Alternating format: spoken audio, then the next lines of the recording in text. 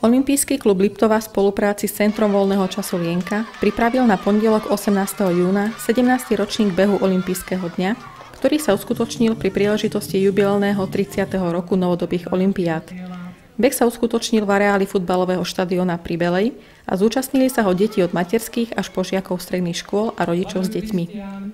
Dĺžka trate bola závislá od vekovej kategórie a za veľmi teplého počasia všetci účastníci splnili svoj časový limit. Najlepší výsledok na trati dosiahol Martin Repka, ktorý sa venuje atletike aj pretekársky.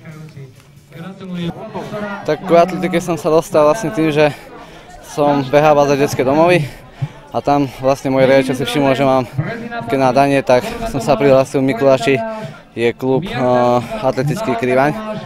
No a vlastne už trénujem tam rok a aj niečo a už chodím takto po pretekoch. Venujem sa 100, 200, štafete a skok do diaľky. V roku sa koná 30. olympiáda v Londýne. Na počesť tohto dňa sme usporiadali tento 17. ročník za účasti žiakov materských škôl, základných škôl a stredných škôl. Dokopy sme malo odbehnúť toto podujatie alebo tento beh okolo 850 detí. Pripravíme sa. Pozor, štart! A na trati máme prvých stredoškolákov. Prví traja víťazi z každého behu boli ocenení diplomami a olympijskými suvenírmi.